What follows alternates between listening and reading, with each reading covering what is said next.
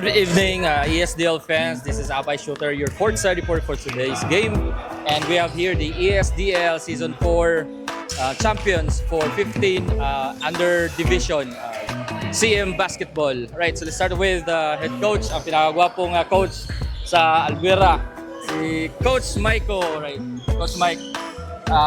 Kung lang coach, sa may masulti sa imong coach, sa imong team, kamo may nakakuha sa championship karon sa 15 under category, coach. Okay, ako masulti lipay ko kay ni champion may amo ginakuha, namina gid sila. O una gyud nagdapa gid mi, lisod gid mi una, lisod mi adjust pero pag third to fourth kaloyan ni God na kuha na mo ang kampeonato.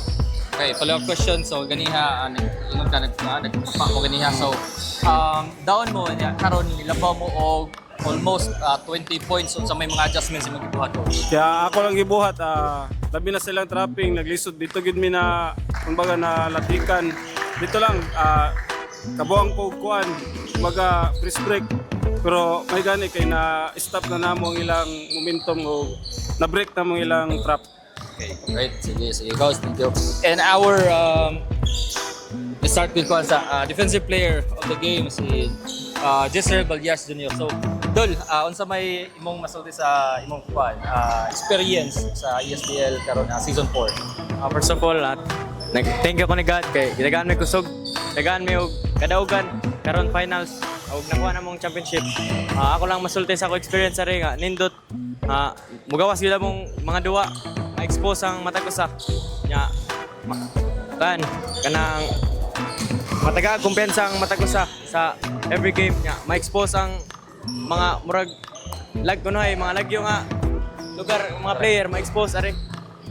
Okay, and atong MVP pangandaman gid niya karong gabi una, si Sir Digman. So, kayo sa may imong masulti sa imong performance karon, ikaw may na MVP. Ako masulti kay lindot ako performance karon gipakita og pasalamat ko sa Ginoo nga gitagaan ko kusog karon sa duwa nga championship. O pasalamat ko sa ESDL nga gitagaan ko opportunity nga ma-expose diri nga liga og sa Moya Abay Shooter nga mo-expose sa mga player og sa akong coach nga gisaligan ko sa mga kauban o gwapo nga coach og pasalamat ko sa akong mga pamilya na nagsuporta na og mga taga-Bitanuan nga nagsuporta. Okay, sige, so mga tanong ako si shoutout pero na pa kay additional shoutout mo.